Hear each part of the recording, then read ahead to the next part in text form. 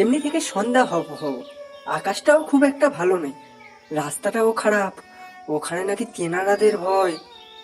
আজ থেকে গিয়ে কাল বার হলে হতো না? কি বলো না মামা? আকাশটা খারাপ না হয় বুঝলাম, ভূত পেত তুমি আবার বিশ্বাস করো? আজকালকার লোক, তুমি এই কথা বলছো? বাবা তুই জানিস না, তেনারা তেনারা থাকে ওখানে, ওই পথ খুব খারাপ। আমাকে নিয়ে তোমাকে অত ভাবতে হবে না তো, বৃষ্টি আসার আগে আমি পৌঁছে যাব। এই বলে আমি ওখান থেকে বার হয়ে পড়লাম। হ্যাঁ সত্যি, মামাদের বাড়ি যাওয়ার পথটা ভূতের একটু বদনাম রয়েছে। আমরা আজকালকার লোক ওসব বিশ্বাস করলে চলে? হয়তো কিছু বদমাশ লোক ওখানে লুকিয়ে থাকে, ভূতের ভয় দেখায়, যাতে ওদের চোরা কারবার চালাতে পারে।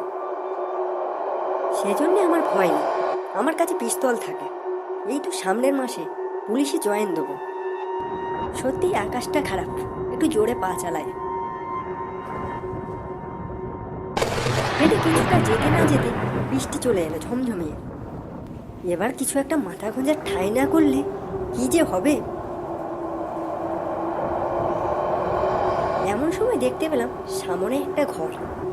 ঘরটির অবস্থা ভালো নয়, তবে মাথা গোঁজার মতো জায়গা হবে এই অবধি। তাড়াতাড়ি উপরে উঠে এলাম, কিন্তু এ কি, বাড়িতে হারিকেন জ্বলছে, কেউ কোথাও নেই।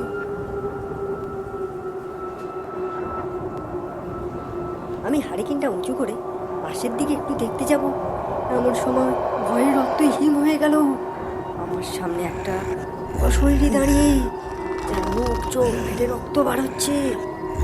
সঙ্গে সঙ্গে একটা পচা গন্ধে ঘর ভরে গেল, আর মুখের চারদিকে মাছি উড়ছে। ওখান থেকে বার হয়ে আমি দৌড় দিলাম।